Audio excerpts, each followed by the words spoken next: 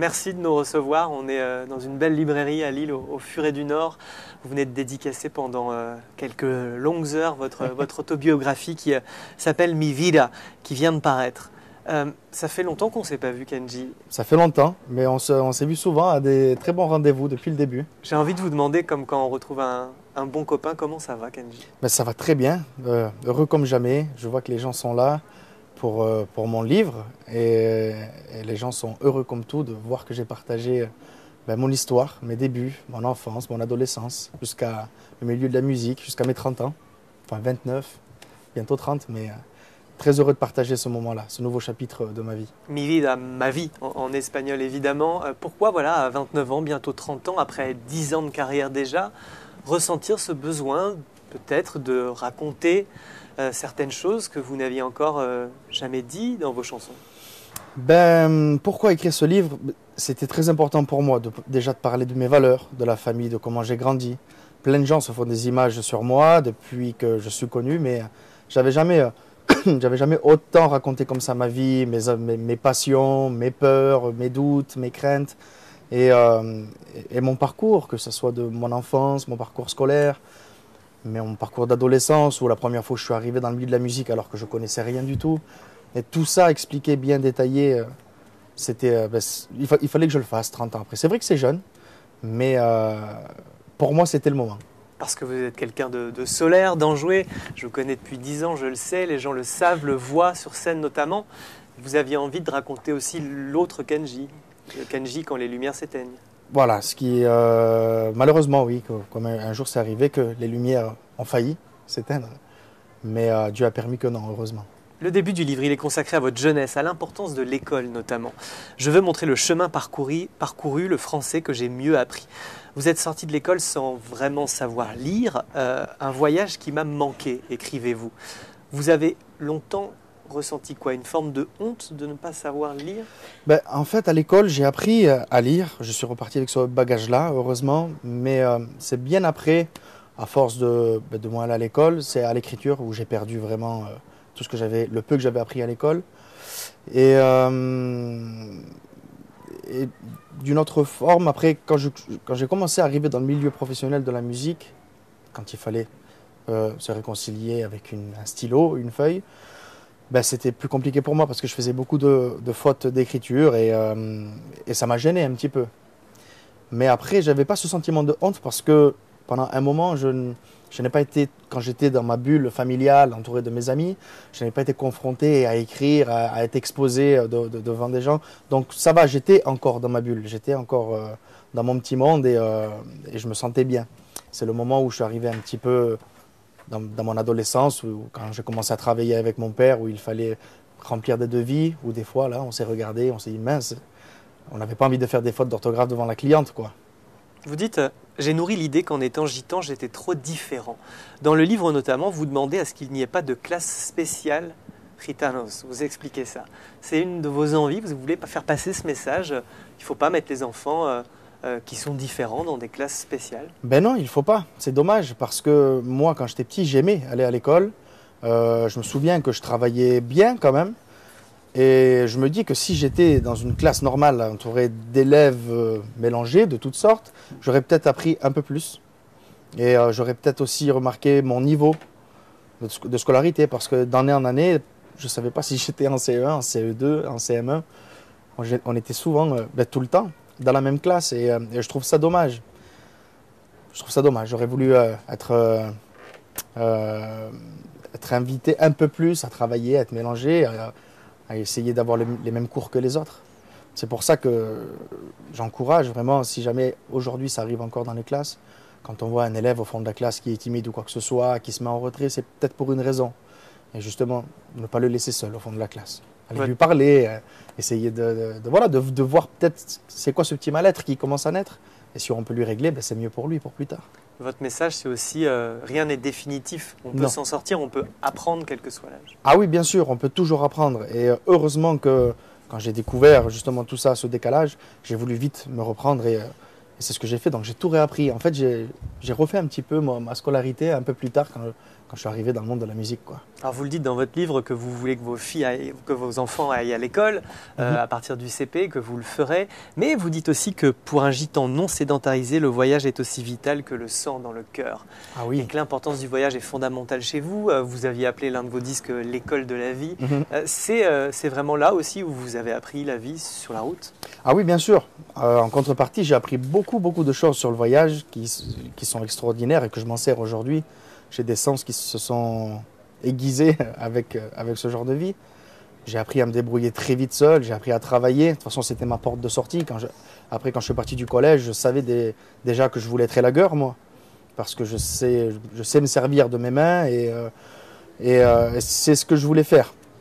Donc, tout ce que j'ai appris, si je peux leur apprendre aussi, ce milieu-là un peu du voyage, ce milieu gitan que j'adore, et avec l'école à côté, peut-être ça va leur apprendre beaucoup de choses. Ça sera des enfants très débrouillards. La musique, elle a toujours été dans votre vie, on le comprend en vous lisant. Mon père avait toujours la guitare à la main. J'ai appris à jouer à l'âge de 12 ans sur la guitare de mon père et je ne l'ai plus jamais posée. C'est devenu une obsession à vous faire saigner les doigts, à apprendre la guitare en regardant des vidéos sur votre téléphone portable. Ça fait de vous quoi cet apprentissage comme ça? Un guitariste de l'instinct, un guitariste différent, vous pensez? Je pense que mon père, grâce à ça, il a allumé une petite flamme à l'intérieur de moi. Quand il m'a dit, petit, j'ai pas le temps de t'apprendre, débrouille-toi tout seul. Moi, je me suis appris tout seul. Je pense que peut-être il savait que j'allais réussir à apprendre la guitare tout seul. Donc du coup, je me suis acharné sur cette guitare. Et je pense que voilà, c'est peut-être le début est là. C'est aussi grâce à lui, peut-être en me refusant, où ça m'a fait redoubler d'efforts, où je me suis dit, ben, sans toi, j'y arriverai et je te le montrerai très bientôt. Donc ben, c'est là que déjà que j'étais un amoureux de la musique, je faisais qu'à chanter à tue-tête. Donc là, j'ai pu lâcher ma guitare et quand j'ai vu que je pouvais m'accompagner en plus de ça, ben là, comme tu as très bien dit, je n'ai plus lâché la guitare.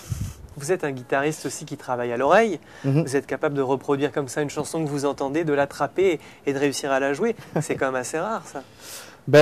Oui, c'est vrai que c'est très rare. Il y en a d'autres qui ont fait des écoles. Moi, j'ai fait encore une fois la mienne. Et mon oreille, je fais confiance à mon oreille. C'est vraiment à l'instinct que je reconnais les accords.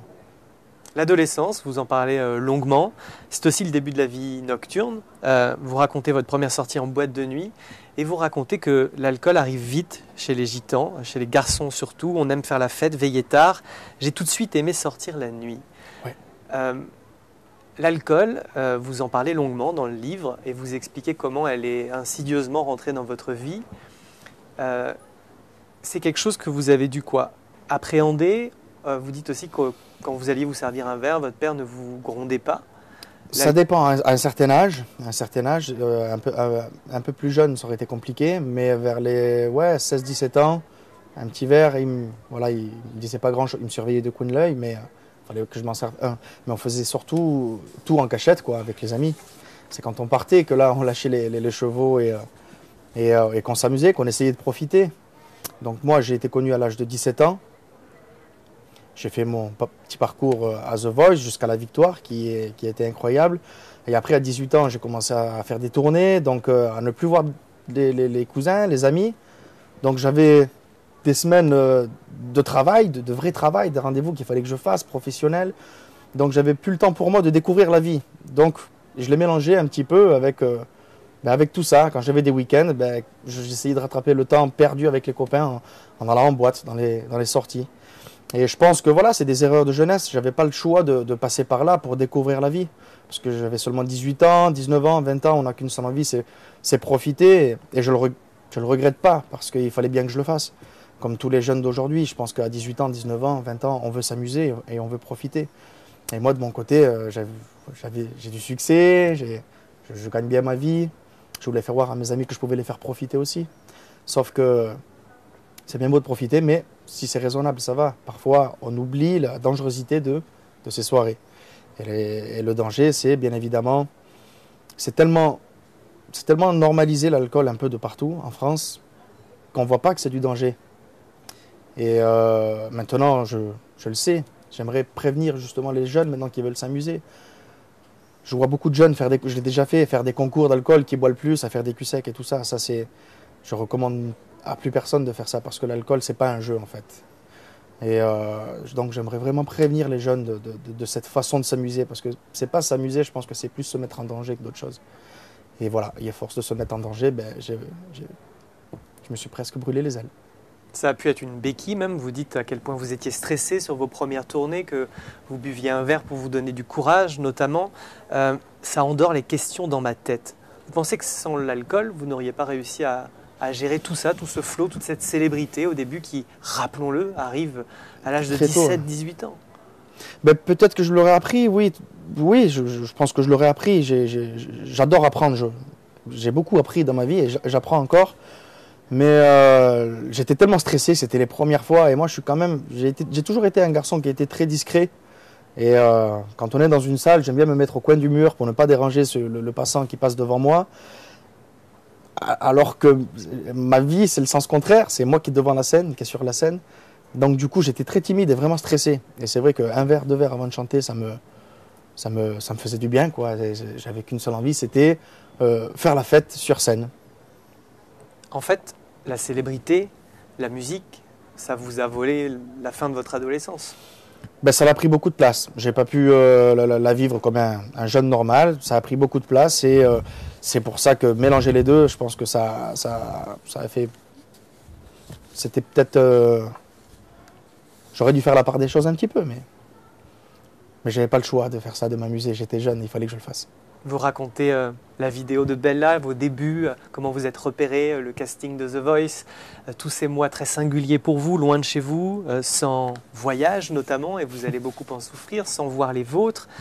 Vous racontez aussi la mort de votre grand-père et le rapport à la religion. Vous l'avez chanté souvent, ce rapport à la religion. Depuis tout jeune, je prie beaucoup. Ressentir l'importance de ne jamais être une mauvaise personne, de ne jamais le devenir, écrivez-vous. Le soir de votre victoire à The Voice, vous écrivez « Ce soir, Dieu en a décidé ainsi, je deviens Kenji Girac ». Oui. Vous pensez vraiment que vous aviez un destin ou que Dieu vous a mis peut-être sur ce chemin? Je pense que moi, je n'avais pas à décider. Et je pense que c'est le destin ou c'est Dieu qui m'a mis là. Parce que je dois accomplir, je pense, de belles choses. C'est vrai que dans ces 10 dernières années, j'ai fait sourire beaucoup de gens. J'ai cette chance-là d'avoir fait pleurer des gens, mais dans le bon sens du terme. Et je pense que Dieu m'a créé pour ça et je suis fait pour ça. Et c'était pas à moi de décider parce que tout s'est tellement bien enchaîné, de la victoire à l'album, au deuxième album, à la tournée. Tout ce qui est suivi après, c'était une perfection incroyable. Donc je pense que le destin l'avait décidé ainsi. Le baptême vous attire, mais pas maintenant, vous dites. Ah, j'aimerais bien, oui. J'aimerais bien, mais peut-être bientôt, qui sait. En tout cas, j'aimerais bien passer par ce moment-là. Vous avez beaucoup prié ces derniers mois, ces dernières années? Ah oui, bien sûr. J'ai toujours beaucoup prié, même étant petit. J'étais tout jeune, j'avais 10 ans, j'allais faire des réunions évangéliques. Je priais de tout mon cœur. Et j'ai souvent ressenti la présence de Dieu parce qu'elle m'accompagne tous les jours. C'est elle qui me fortifie, c'est elle qui me remet les pieds sur terre, c'est elle qui me donne envie de partager, c'est elle qui me donne envie de soigner les gens que j'approche. Et c'est très important, je pense. C'est très important la religion, en tout cas pour moi ça l'est. Gagner The Voice ou devenir connu, ça n'a jamais été mon objectif, écrivez-vous. C'est quoi? C'est la musique qui emporte tout et qui encore aujourd'hui a une place fondamentale. Il y a une scène magnifique dans le livre où vous racontez que, en sortant de l'hôpital, vous êtes sur votre brancard dans une ambulance. Et la première chose que vous faites quand vous comprenez que la vie est devant vous, c'est chanter. Ben oui, parce que je ne savais pas si j'avais perdu ma voix ou quoi. Le diaphragme était touché, donc je sais à quel point c'est important pour le chant. Et là, je me dis, est-ce que ma voix est là, quoi? Est-ce qu'elle m'a quitté ou pas? Et du coup, j'essaye de chanter un cantique. C'est le cantique d'ailleurs que j'ai enregistré qui s'appelle Papa. Et là, je vois que je chante et en fait, ma voix, elle sort tout clairement. On s'est mis avec mon ami Alban, on s'est mis à pleurer, tout simplement, parce que j'avais l'impression que rien n'était touché. Et pour vous dire la vérité, juste après, quand j'ai enregistré la chanson en studio, j'ai chanté des chansons même plus hautes que je chantais avant. C'est un truc de fou. Et franchement, j'ai été béni, quoi. La fin du livre. Vous racontez cette nuit où tout a failli basculer, où la France a retenu son souffle, et vos fans aussi, celle du 21 avril 2024. Une nuit de fête. Et avec vos mots, vous racontez enfin ce qui s'est passé. Vous n'en aviez encore jamais parlé. Qu'est-ce qui s'est passé, Kenji, ce soir-là? Comment vous pourriez raconter aux gens qui vous regardent comment cette soirée a failli vous coûter la vie et qui a commencé par une journée de fête C'est exactement, épicurienne. voilà, le début c'était une journée de fête, le premier jour de vacances de printemps, où j'étais très heureux de retrouver tous les cousins, les amis, il faisait très beau et on a été manger le midi, on a arrosé ça bien comme il faut, un peu trop, on a continué la journée jusqu'au soir, tard, très tard, et après quand c'est très tard, on est beaucoup trop fatigué. Et là, parfois, quand on est dans ces états-là, on ne voit plus le danger. Je pense que, je ne veux pas me dédouaner, loin de là, mais je pense que ça arrive à beaucoup de monde, de se prendre une cuite dans sa vie et de prendre des risques et de se mettre en danger. Ce soir-là, c'était mon moment à moi. C'est moi qui m'ai mis en danger pour ce soir-là. Et malheureusement, j'ai failli perdre la vie. Et heureusement, je suis là aujourd'hui pour en parler. Mais après, j'explique beaucoup mieux dans le livre, parce que c'est vrai que c'est quand même assez important quand je l'explique. Mais c'est pour ça que c'est très important de faire attention, de boire avec modération. Maintenant, je le comprends très bien, ce mot. Et d'essayer de se rendre compte de normaliser l'alcool comme ça, à un point comme ça aujourd'hui, il faudrait prévenir un peu plus du danger que ça apporte. Vous revenez, il est 1h du matin d'une soirée, votre épouse est un peu fâchée, elle est rentrée se coucher avec votre fille. Vous allez écouter de la musique dans votre voiture, il est 5h du matin. Qu'est-ce qui se passe à ce moment-là? Il y a une arme, elle vient d'où et pourquoi? C'est un truc de collection. Moi, mon père était antiquaire aussi à un certain moment. Donc, cette passion pour reconnaître les vieux objets, il me l'a transmis aussi un peu. Et d'avoir ce truc de collection, un truc centenaire, on m'avait dit que c'était une arme de 1911 de la guerre. Je me suis dit, waouh, incroyable. Je dis, c'est un objet. Moi, j'ai souvent vu ça dans les jeux vidéo, mais là, c'était la première fois que j'en voyais devant moi. Et je me suis dit que c'était vraiment un objet de collection qu'il fallait peut-être acheter, sceller dans un truc en plexiglas et le mettre quelque part juste pour le regarder, parce que c'est un objet pour moi qui paraissait irréel. Sauf que on m'a jamais appris les règles de sécurité, à regarder dedans si c'est chargé ou pas. Et là, dans l'état où j'étais, j'ai rien fait de tout ça. Et le coup est parti malheureusement. Et c'est là que je regrette beaucoup d'avoir pris ce truc-là ce soir-là. Et voilà, malheureusement et heureusement, voilà, je suis là aujourd'hui pour pouvoir parler et écrire ce livre et raconter mon histoire. Dans mes faiblesses et dans mes moments de joie. Mais il y a quand même eu beaucoup plus de moments de joie. Vous dites les choses clairement dans le livre. Même si vous dites et vous écrivez « Je pointe le canon sur mon cœur », vous dites que vous n'avez pas voulu mettre fin à vos jours et que c'est même quelque chose d'impossible pour un gitan. Non, c'est impossible. C'est impossible pour un gitan, mais même, pour vous dire la vérité, j'ai même pas visé. Le coup, il est parti d'un seul coup quand je l'ai rapproché de moi. Mais jamais de la vie, j'ai eu la pensée de mettre fin à mes jours. J'ai trop une belle vie pour ça. Depuis le début, je suis un garçon très heureux qui se rit beaucoup, qui adore faire du bien aux autres. Et puis, j'ai ma famille qui est en bonne santé, on mange, on boit. Je ne vois pas pourquoi j'aurais mis fin à toutes ces belles choses. Non, c'est juste vraiment une journée dangereuse, comme beaucoup de gens peut-être auraient pu le faire, comme me prendre le volant de sa voiture, comme prendre une moto et se mettre en danger, quoi. Et comme je l'ai dit, ça m'est arrivé à moi. Donc, faut faire attention, quoi. Vous dites qu'il n'y a pas eu tant de douleur, mais de la peur. C'est la peur qui domine. Vous avez peur de quoi? De perdre votre famille, de perdre votre carrière aussi? La peur de ma famille surtout, la peur de ma famille, de laisser ma femme, mon enfant, et de laisser autant de gens que j'aimais et qui m'aiment surtout. J'ai pensé surtout à eux. Moi, j'ai vu que j'avais fait une erreur, que j'étais blessé, et je me suis dit comment je vais faire, comment ma famille va faire. Et après, surtout à l'hôpital, j'ai eu le temps de penser à ma carrière. Les gens qui me suivent depuis le début, est-ce que je les ai déçus? Oui, bien évidemment. Pour moi, je pensais que j'allais plus prendre ma guitare et aller sur scène. Mais j'ai la chance d'avoir un public qui est plein d'amour et qui m'ont soutenu dès tout ça.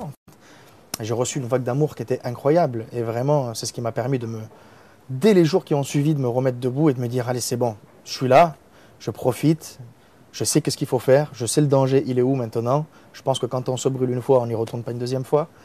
Et vous dites, aujourd'hui, j'ai arrêté tous mes excès d'ailleurs. Ah oui, ça fait un an et demi que je suis sobre et maintenant je me régale. J'ai l'impression d'avoir de plus en plus de passion. J'ai une énergie incroyable. À 6 h du matin, je suis debout pour aller à mon sport. Je me couche très tôt. Ça veut dire que vous buvez plus d'alcool maintenant? Non, je ne bois plus d'alcool. Ça fait 1 an et demi que là, je suis sobre et ça me va très bien. Et maintenant, mon application à 22 h, elle sonne et ting, c'est l'heure de se coucher. En même temps que les Maintenant, enfants. je me régale. Et en même temps que les enfants, j'ai le temps de leur lire des histoires et tout. Donc, maintenant, c'est merveilleux. Et cette énergie, je compte bien la dépenser comme il faut. En écrivant des livres, en chantant des chansons, en faisant des concerts, en profitant de ma famille et d'essayer de profiter de toutes ces belles choses. La musique va reprendre sa place. Votre album ressort, réédité de 10 inédits le 17 octobre. Il y a une nouvelle tournée qui démarre en janvier. Plus de 250 000 billets vendus. Vous avez eu peur de perdre votre public. Est-ce que vous allez leur dire pardon sur scène, leur demander pardon? Ben, je pense qu'on m'a déjà pardonné par rapport à leur... je pense, hein, par rapport à la tournée que j'ai fait cet été de festival. Les gens étaient au rendez-vous comme jamais et j'ai vu des gens avec tellement de sourires et tellement de personnes. Ça allait des 10 000, des 15 000, des 20 000 personnes, 30 000 personnes. Je pense qu'ils le savent, que je les aime, mais moi je sais qu'ils m'aiment aussi. Je pense que ça, on se l'est déjà dit. En tout cas, si je dois leur dire, mais je pense qu'un simple pardon, ça ne serait pas assez. Mais j'ai juste à leur dire merci, tout simplement. Mais merci 100 000 fois. Merci d'être là encore et de me soutenir. Et voilà, et merci de me faire vibrer. C'est grâce à eux que je suis inspiré, que j'ai envie de chanter, de raconter de nouvelles histoires, d'écrire de nouveaux chapitres comme mon livre. Et donc, toute cette énergie, maintenant, je veux m'en servir bien comme il faut. Vous dites que d'une certaine manière, peut-être que tout ce qui s'est passé, c'est un mal pour un bien. C'est un mal pour un bien parce que, comme j'ai dit tout à l'heure, depuis que ça fait 1 an et demi, cette sobriété, je m'amuse tellement plus. Maintenant, j'ai les idées claires, bien comme il faut, et je sais reconnaître ce qu'il faut faire. Maintenant, je peux décerner le danger, et c'est grâce à tout ça. Donc, c'est un mal pour un bien. C'est un nouveau Kenji que j'ai devant moi. C'est toujours le même, mais en mieux. Une version améliorée. Version améliorée. Merci Kenji Girac, en tout Merci. cas. Mi Vida, ça vient de paraître, c'est aux éditions Flammarion. Merci. Merci beaucoup.